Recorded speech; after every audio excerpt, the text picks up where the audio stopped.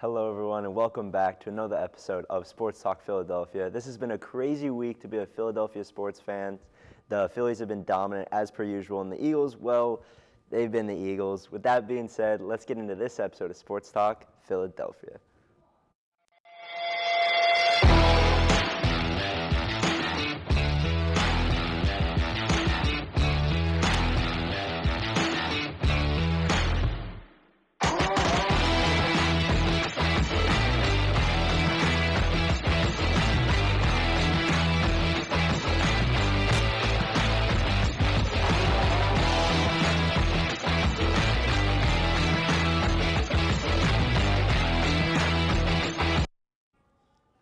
Hello, everyone. I'm your host, Brayden Knapp, and I'm filled with a full panel today. On my left, I have here Tyler Farmer. Tyler, how are we doing?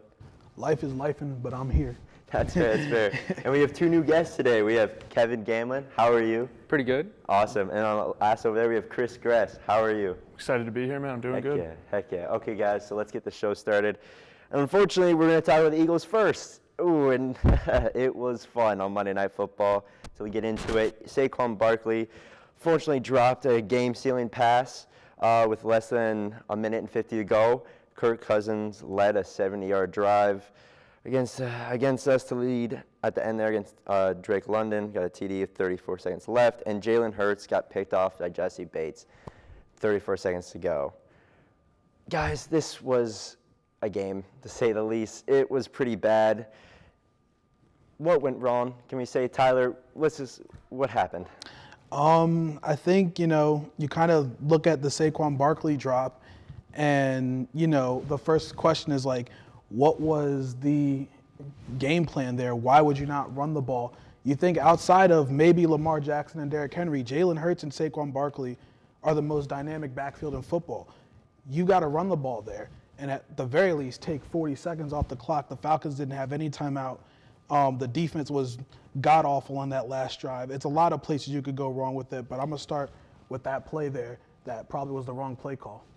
I would agree with that. Some people have been saying, why not just hand it to him? If not, if it doesn't get it, okay, we try one more time. But you guys, what was the biggest takeaway from this game for you two? Yeah, I would say, so 3rd and 3, you had the ball going to Barkley, but you could have went for it on 4th and 3. There was a big chance to just take the game there, and I mean, maybe you run it on 3rd and 3 and then get in good position to go for it on 4th down and just end the game there. I mean, you got to think about it from a big aspect. I mean, all the good teams go through adversity. So. No, yeah, 100%. Over there. I agree with your guys' sentiment. I mean, in that game, Barkley was averaging around 9 yards a carry. He was doing his thing like he did in Week 1 against Green Bay. Running the ball would have made sense there. Also, this is earlier in the game, but something that I feel like should be highlighted. On the first drive of the game, the Eagles, it was 4th and around 3, and they had a chip shot field goal, could have taken the lead. And in the moment, it was debatable whether to go for it or not, but later in the game, that ended up looming large because if they had those 3 extra points, they would have won by 3 instead of losing by 1. So what do you guys think about that? Yeah, I feel like that's a typical thing that happens. Like, okay, do we take the field? Nah, let's just try it. But it seems like every time it always bites you in the butt. Just take the simple points, especially early in the year. It was only been 1 game, and now we have a loss when it could have been easily 2 wins. But yeah, and also going off of the Barkley thing, definitely not his fault why we lost. There was lots of reasons why we lost that game, but of course, it's unfortunate that Barkley dropped that. He'll bounce back, obviously. He's already been arguably our best player. So with that being said, what do you guys think is another reason what went wrong? You would say our defense probably is one of them. Tyler, do you think? Yeah, honestly, as much as we want to harp on the Barkley drop, you look at the fact that this defense against Kirk Cousins, who is notorious for not playing well in prime time, with no timeouts on the road, and you let him drive 70 yards with, a minute 30 left to go? I mean, no pass rush whatsoever. I mean, he was sitting back there. He was ordering DoorDash, calling his mom before someone even got in the backfield. And then there was all these holes in the secondary on the defensive side. So you can also look at that as well. Overall, it was just a bunch of mistakes at the end that if you want to be one of those teams to contend in January and February, you can't make those mistakes. Yeah, I mean, Bijan had a field day, and then I think Kirk, the last 2 games in prime time 2 years ago, Vikings, week 2, they lost both the games against Philly, and then now with the Falcons, they just beat them this time. But going back to what we said about the 4th down stuff, I think consistency is key. Like, if you go for it on 4th and 3 in the first quarter, that's got to be consistent throughout the first 3 quarters, and then maybe you adjust during the 4th quarter depending on the score. Yeah, to piggyback a little bit on what Tyler said, no pass rush. Kirk had all day to do his thing. He threw for a bunch of yards, and on that last drive, yeah, they made him look like prime Tom Brady, going length of the field, no timeouts. And another thing that bothered me specifically at the end of the game was Darius Slay. He gave up the touchdown, which, hey, that happens. But after the game, and I do like sportsmanship, but he was acting all buddy-buddy with Drake London and was like, he was laughing about it. He's like, good route, man, I'll get you next time. But in that spot, what I think he should have done is just said, hey, man, good game, and kept it moving. Not make it a whole conversation and make it like they're friends, because they weren't. They were opponents. He beat them. Show your respect and move. Don't make it like you guys are best buddies after a grueling loss that Slay played a big part in my opinion. But I don't know, what do you guys think about that? No, yeah, definitely. And going back to what you said with the Slay thing, it's just Slay has had his troubles and things like that. He's just not showing up, especially intensity. Okay, he has his replacement here. He probably is not the greatest feeling with Mitchell. He's like the older brother to him, and he knows his time is done. But it's still, like what you said, you gotta. Sorry, you got me so annoyed, Slay, because he can be so much better, and he's a great player when he plays. But just that simple route that shouldn't have happened against Drake London, who is a good receiver, but he's also like not. He's not a top receiver in the league, and it has shown. You guys, and going off of that, Tyler. I just think it comes down to just you have to be sharper in the 4th quarter on both sides of the ball. I mean, I don't understand defensively what was the game plan on that final drive. No pass rush. You had 2 safeties playing deep the whole time, which left a big chunk of the field in the middle open past the linebackers, and that's where you saw Darnell Mooney really get his yards on that last drive.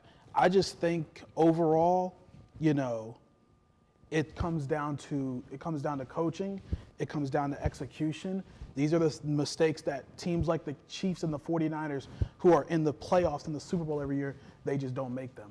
Yeah, exactly. And now talking about that, let's go into the standings. Right now, we're all tied. Seems fitting enough, but as we know, the Giants and Commanders are not as good as teams as the Eagles and Cowboys, but it will be all right going forward. I think the Eagles definitely should be up there, should be winning it. The Cowboys, we'll see. They both had kind of crap losses, but I don't think it really mean anything. You guys, it's still early on, but how are we feeling about the standings so far? Yeah, I'd say so. I mean, I think Dallas has a good road ahead of them, but I think the Eagles, like the problem is the whole injury with A.J. Brown. Is that hamstring going to linger? How long is he really out for? Is this 2 weeks, or are we looking at anything more? So, I mean, Devontae Smith is going to have to step up, and we're going to need to see more Jahan Dotson too. Exactly, and with that being said, our upcoming schedule here, it's kind of rough. I mean, the Saints are in our next game. That's who beat the Cowboys. So, like you said, we need guys like Jahan to step up. I mean, he was our third. We brought him in to be our third option, but he was only targeted once in the game. I mean, that just can't be a thing. With A.J. Brown out, he should get up more. So, in the games following that, we have the Bucs, who should also be a win. And then bye week, and then the Browns. These are all winnable games. Saints maybe, who knows, they're kind of playing well right now, but still, it's still the Saints and Derek Carr. There's still not anything that crazy. But guys, what do you think about this upcoming schedule? Do you think it's going to be difficult, or what are you guys feeling?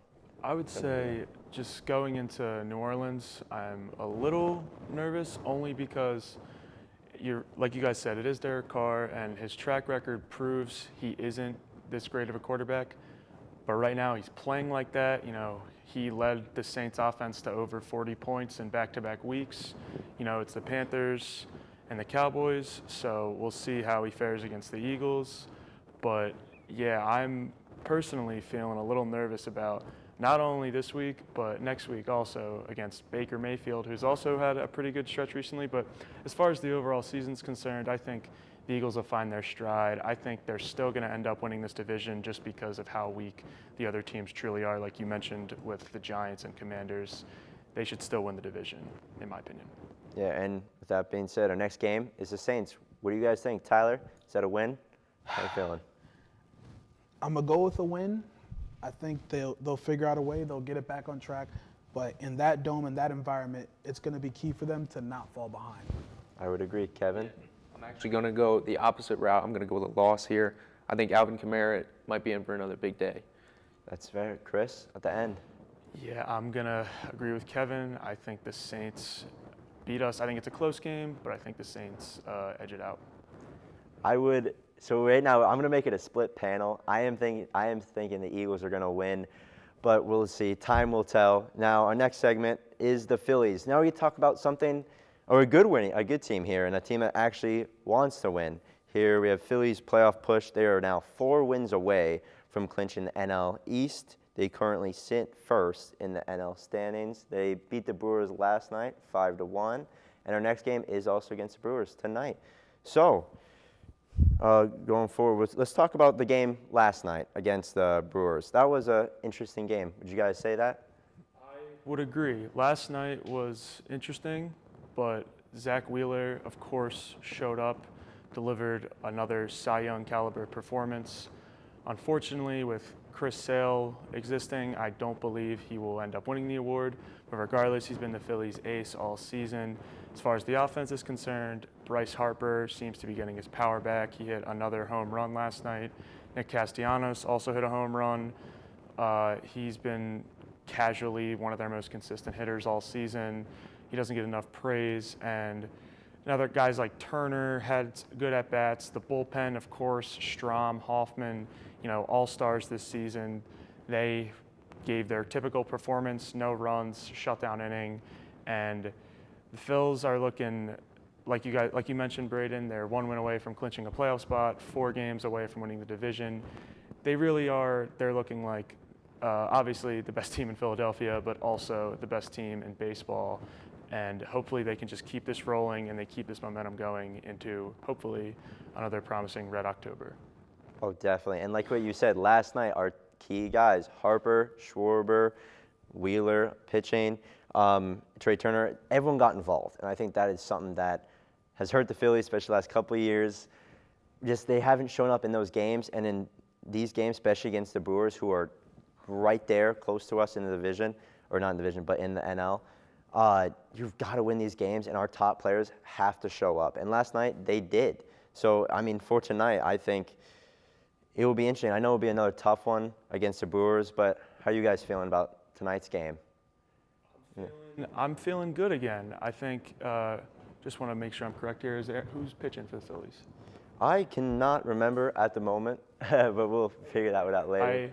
Regardless, if the offense shows up like they did last night, if Harper continues to produce, if Turner continues to produce, the Phillies should win again tonight, and hopefully it'll be a big series win against the Brewers, who, like you mentioned, are battling with us in the standings, because it is very, very important for the Phillies to get either that 1 or the 2 seed so they can have the bye, so they can get their pitching staff set up, so the offensive guys who play every single day can get some rest. But as far as tonight specifically, yes, I do believe they will win and win the series against the Brewers. Awesome. I am also on that train. I think we can handle the Brewers. I mean, they might take a game back. We'll see. But going off that, I'd like to talk about, I mean, we're only 1 game away from clinching playoffs. We're right there. So do we think tonight is the night, or we don't want to say anything? Maybe. We probably won't say anything. That might be the best thing. Don't want to jinx anything, but yeah. Feeling pretty good.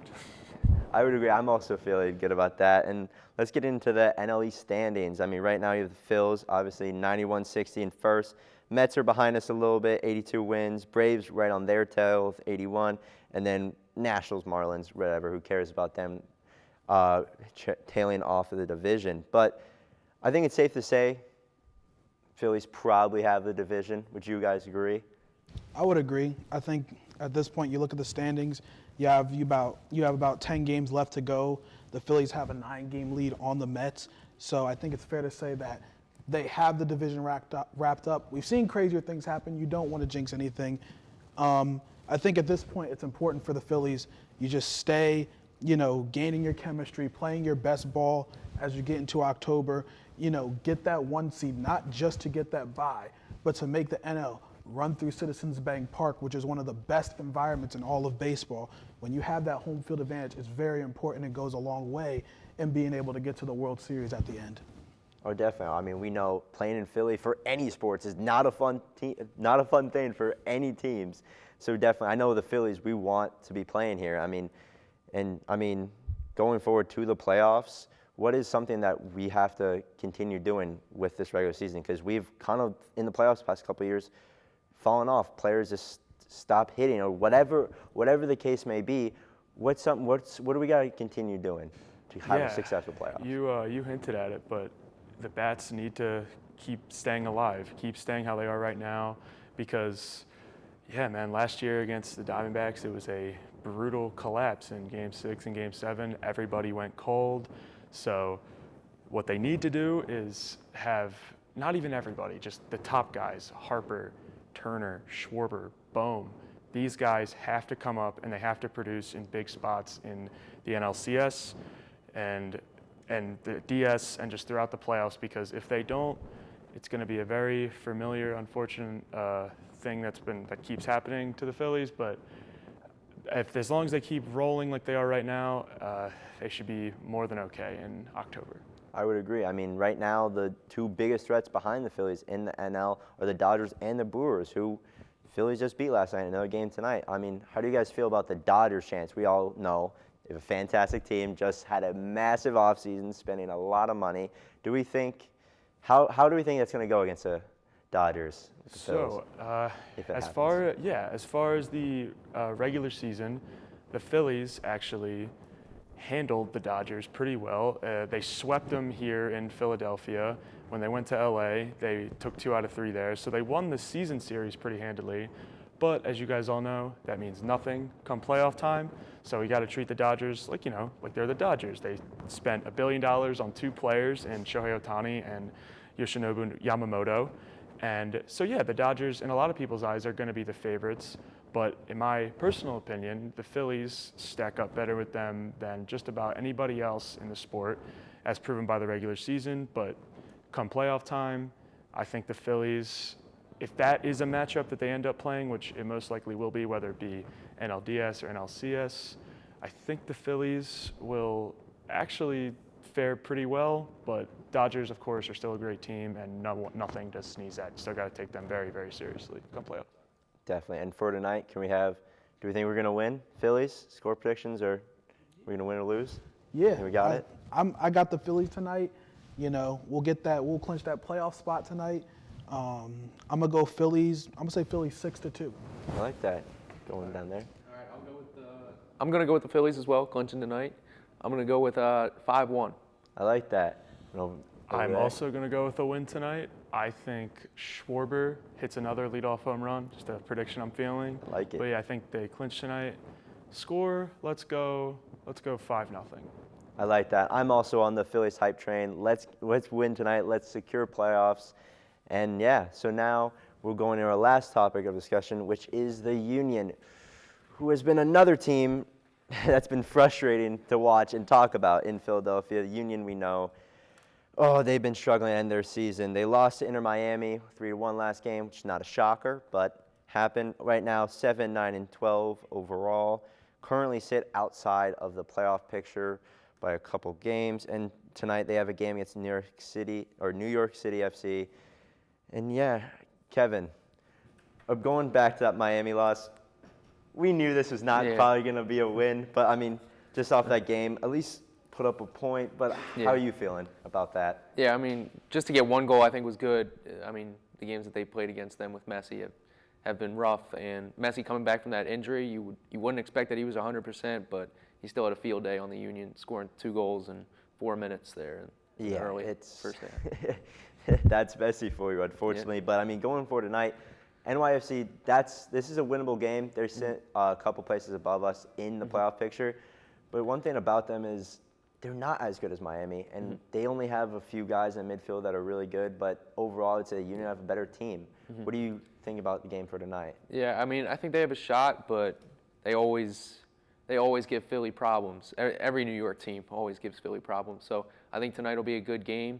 I'm probably expecting either a win or a tie, hopefully. I like that. I mean, for the Union's playoffs hopes, they need a win. So with tie, that's honestly not a bad result against NYFC, and it's better than a loss. But unfortunately, Union, if they want any chance of getting in the playoffs, and right now their only chance is, or at least their best chance is making the qualification playoffs, they're gonna have to win. With that being said, going into the next games up here, we have September 22nd. They're DC United. Then their next game is Atlanta. Then Orlando, Columbus, and Cincinnati. These are all tough games in the Eastern Conference. Kevin, how do you feel with this upcoming schedule?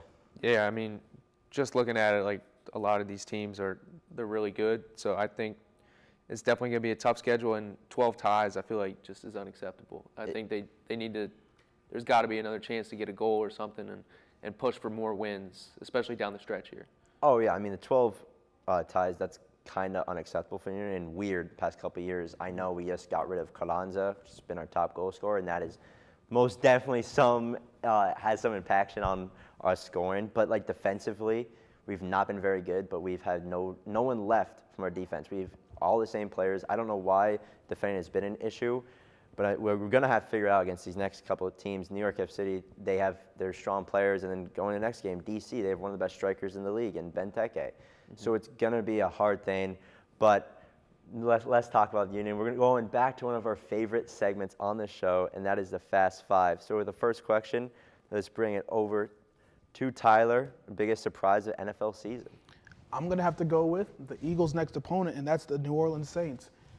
They've started 2-0, but the story for the Saints has been their offense. This has been the best offense in football this year, and I don't think anybody saw that coming.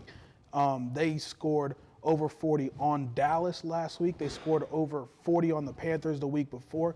I know it's the Panthers, but 40 points is 40 points. Derek Carr looks like an early MVP candidate.